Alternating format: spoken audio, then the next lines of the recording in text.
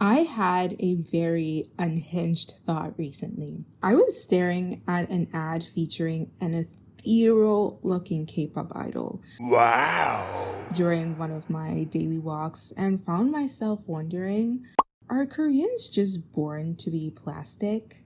Now, hold on before you come at me. Let me explain. I am in no way bashing Korea, okay? I'm merely pointing out that South Korean beauty standards are very fascinating and questionable. Look, I get it. Every country has beauty standards. Every culture has its own version of insanity. But living in South Korea made me think about beauty in a way I never have before. The weirdest thing about living in Korea isn't the beauty standards, it's how quickly they get inside your head. For example, I was walking around one day and I caught myself looking at someone with acne, and immediately all I could think about was, why didn't they just fix that? Yeah, exactly. That is also how I reacted. I was gagged by my own inner thoughts. Before moving to Korea, I honestly wouldn't have cared whether someone was overweight or had acne or was dressed like a slug. I honestly couldn't care. Like, I've seen crazy shit in Canada, okay? So moving here, it has changed the way that I see things, especially when you are constantly reminded ad after ad, billboard after billboard. Like, you just cannot get away from the consumerism that is in this country. It's insane. But on a daily basis, you are reminded how imperfect that you are. And I instantly froze when that thought crossed my mind, not because there was anything wrong with the person's skin. Everybody goes through, everyone has skin issues on some level, okay? It gets cleared up. You have a good day one day and the next day you have a bad day, okay? It's human nature. But the reason why I was shocked by this thought was because it didn't feel like my own thought. It felt like someone implanted it there. And that's when I realized something slightly terrifying. Korean beauty standards were getting inside my head. I'm no longer just an observer of Korean culture now, but I'm also slowly absorbing it. Even with my own ideals and my own perspectives on beauty, I personally think that beauty is an individual thing and that nobody can tell you what the standard of beauty is but yourself. You determine what your own beauty standard is. Especially as a Black girl living in Korea, beauty is something I think about a lot. And not because I want to fit into Korean beauty standards necessarily, but because when you move to another country, you suddenly become aware of all the beauty rules that you didn't know existed. And one thing I've noticed is that beauty in Korea feels less like self-expression and more like a collective goal. So a group project, essentially. Like, everybody seems to know the assignment. For example, like, I read a story. Here it is. It's about like this K-drama actress, Kim Go-yoon. And when she was born, like, a nurse told her that she was ugly and that her dad would have to make a lot of money so that she could get plastic surgery later. Something very insane. I swear, if a nurse told me that after I had just birthed my child, I would find the strength. I don't care if I had just been in labor a few seconds ago to smack that woman. That is insane work, okay?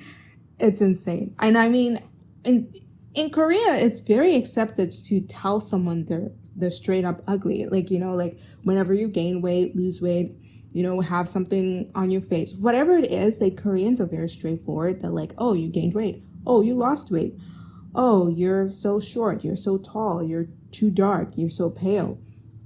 I mean, even with my, job that I'm working, like, I hear the things that some of the kids be saying to each other. And I'm just like, did your parents teach you not to say that type of shit? Like, but it's so normalized. It's so normalized that it's so weird. But anyways, before I go off track, where was I? Yeah. So everybody knows the assignment. They know what they need to do in order to achieve this perfect look. So, for example, there's plastic surgery centers everywhere. Like, literally, even where I live, like, I think there's like 4 centers just like on each like street. So going back to my metaphor on how Korean beauty is a group project, let's say you were somehow plopped into a Korean beauty surgery center, and these are the things you would have to do in order to be perfect. Number one, have pure white skin, okay? Look pale as shit. Look like you've never stepped out in the sun. And it's funny because I used to think that Koreans are really pale. And when I came to Korea, nobody's pale. Everybody looks normal. Like, people are tan as shit here. It's funny. I was like, wow, so y'all have been doing some false marketing. Number two, you need to have a golden ratio, okay? So the size of your head, so you need to be like 8 heads tall, some stupid thing like that. So the size of your head needs to be like perfect with your body. If it's not, then you're ugly. Number three, glass skin. Having perfect glass skin. I haven't seen anyone with glass skin. Maybe a few people here and there.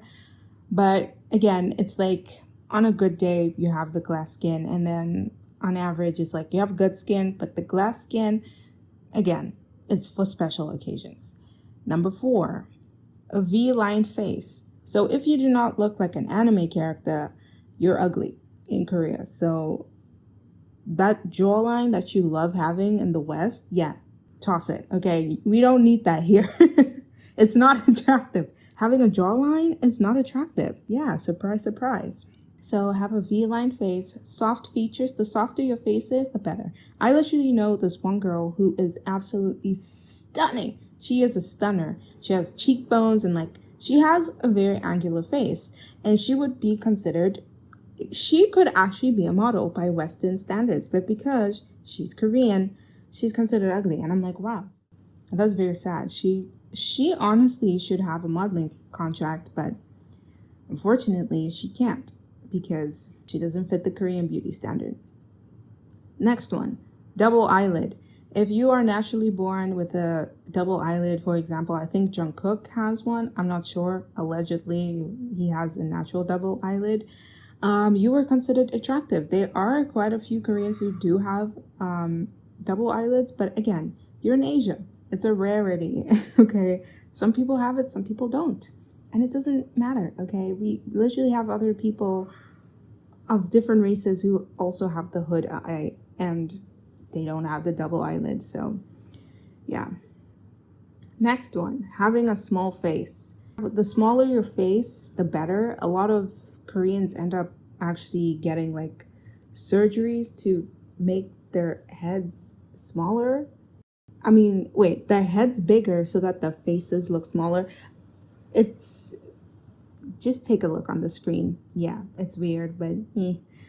And then we have straight eyebrows. I won't lie, I do love the straight eyebrows. They really did that thing with the straight eyebrows. I like how I look with straight eyebrows lately. So I've been doing that a lot recently, but I do like a little arch though. So it's like straight and there's a tiny little arch. So I'm not fully arched, but there's a tiny arch. And honestly, I don't have eyebrows. Like, I probably need to get like a hair transplant on my eyebrows at this point because I don't got nothing. I really don't have anything. Anyways, next one. Thin, high nose bridge. So a lot of Asians do not have like a naturally high nose bridge. In fact, a lot of their noses are quite flat. So they don't even have like the bone to assist with that. So a lot of them end up having a surgery where they take like bones from other places on their body. So like their ears or I don't know, wherever else, and putting it into their nose so that they can have like a high nose bridge. And not only that, to have their noses thinner as well. Yeah. And the next one is the aegyo cell. So having like a fatty under eye. Again, you can do it with makeup, but a lot of people opt for like a permanent solution. So they end up actually putting in like filler in that spot. And then in terms of like the body is the next beauty standard. I don't know what number I'm on. Anyways, the next beauty standard is the S line. So, you know, in the West, how we have like the hourglass shape? Yeah. So in Korea, they have the same thing. I guess, but it looks like an S. I'll put a picture up here so that you guys can see. And essentially it's called an S line. And another huge thing that is big here in Korea is slim calves. If your legs look like sticks, like toothpicks, like chopsticks, then you fit the beauty standards. So wakey wakey, look at you. You have just transformed into the most gorgeous looking Korean girlie. Okay, so this is why I think Korean beauty standards are odd, because no natural Korean looks like this. It's like turning everybody into a fictional character. But I digress. Beauty isn't just personal here in Korea, it's social. We also do have a lot of lookism that occurs in Korea. You can't get a job, or you can't access certain things within Korean society based on how you look. I guess I can leave you guys with a question: is when does beauty become self-expression, and when does it become conformity? Because somewhere between those two things is a line, and living in Korea has made me notice that line more than ever before. Let me know your thoughts, and also if you're on your own Venusian upgrade journey, feel free to subscribe, and I'll see you guys in the next episode.